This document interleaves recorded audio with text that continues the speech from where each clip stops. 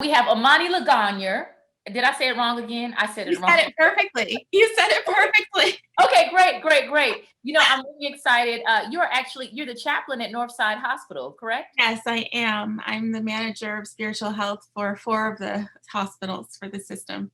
Yeah, well, welcome. We're so excited to have you. And we've been having so many conversations with this month being mental health awareness. COVID has really exposed a lot of things that people are dealing with in terms of their mental health. But before we get started, can you tell us a little bit about us, your background, and what you do at Northside? Sure. I've been at Northside for almost 12 years now. And again, I'm the manager of spiritual health and education for the system.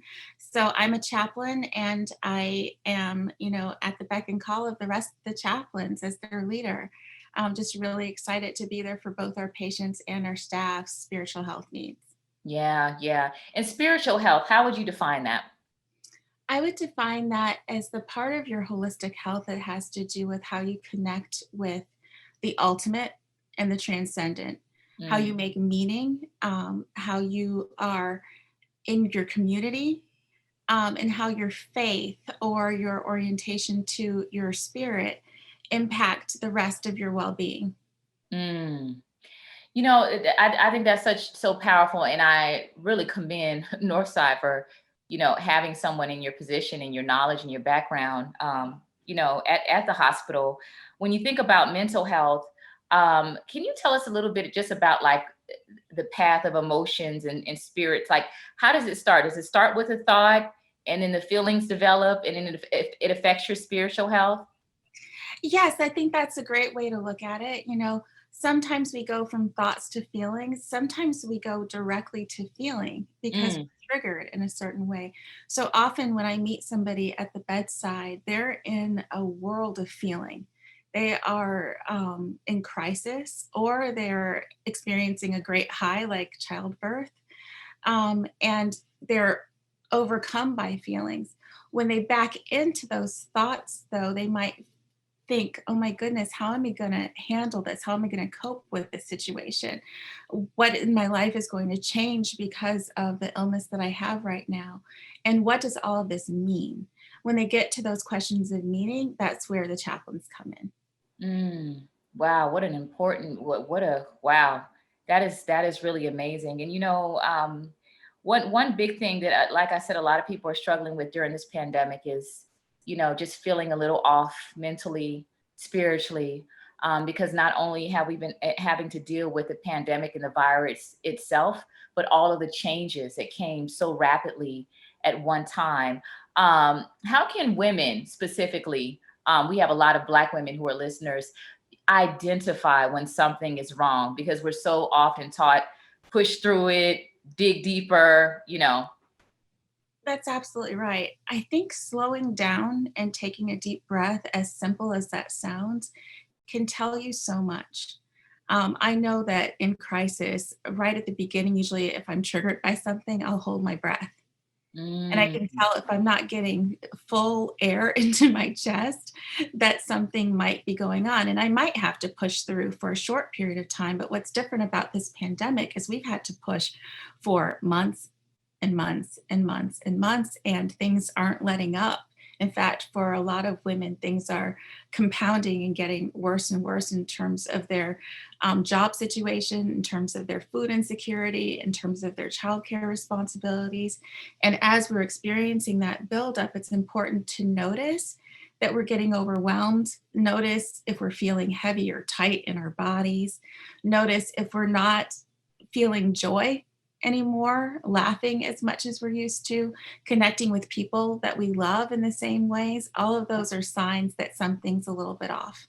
yeah, I'm so glad that you brought that up because that was going to be my next question about the actual physical manifestation of, in something happening mentally, knowing that something needs to be addressed because, when we think about our feelings, it's so much different than, actually seeing a rash versus feeling something. That's You, right. yeah, you kind of think, well, I can get over it because it's just the way that I feel. Why is self-care so important, especially now? I think self care is incredibly important, especially now, because it helps us to value ourselves in the midst of incredible amounts of challenge. If you think about self-care and the definition of it, I don't think that self-care is just a list of things that we can do. I think self-care is an orientation to believing ourselves worthy of being taken care of and of taking care Mhm. of ourselves. And so to have a self to take care of, first and foremost, to be able to resource, oh my goodness, I don't feel good today. And that matters. I need to rest more. I need to drink water. I need to nourish myself as well as possible. I might need to call a friend. Those sorts of things are ways in which we can say, I'm worth having some joy. I'm worth having hope. I Yeah. need to sustain myself so that I can do all these other things that I'm trying to do in my life. Yeah, I love that. And I love those specific examples that you gave. I was actually just talking about this on Instagram about, sometimes when I struggle with just kind of believing that I can do something, I try to go back and recall obstacles I've overcome in the past. I try to cling to people who reinforce and, my greatness and encourage me. What are some other things that people can do to actually remind themselves that they are worthy? I love those examples, Maria. I think that um, just to back up a step before I say that, as a spiritual person, so much of our spiritual discipline is about remembrance. Mm, Remember when I've brought you through this. Remember how you've been resilient in this time. Remember when you had nothing left, what was there in love and in compassion to support you. So, to get back to those really, really basic core principles, I think is number one, most important. I think after that, it's absolutely what you said, connecting with community, connecting with your faith community, connecting with your friends, even if that's virtual, actually setting aside time that you say, okay, 5 minutes, I'm going to call somebody who I know is on my side, yeah. or I'm going to reach out to someone I know loves me. And if you don't have somebody like that in your life, I'm going to fill myself up, fill up my cup with things that bring me joy, beauty. I'm going to interact with nature. I'm going to go Mm, for a nice long walk and just give myself the gift of 10 minutes in the sun. I'm making vitamin D in my skin. yeah. Those little things go a long, long way, especially when you're trying to break up a pattern of feeling pretty heavy and down during this Mm, time. I love it. I love all of those examples. Can you tell us specifically, why mental health, spiritual health has been such a big focus at Northside, and the resources that you have available for people who are in need of mental health resources? Yes, Northside is committed to health across the lifespan and health for both men and women.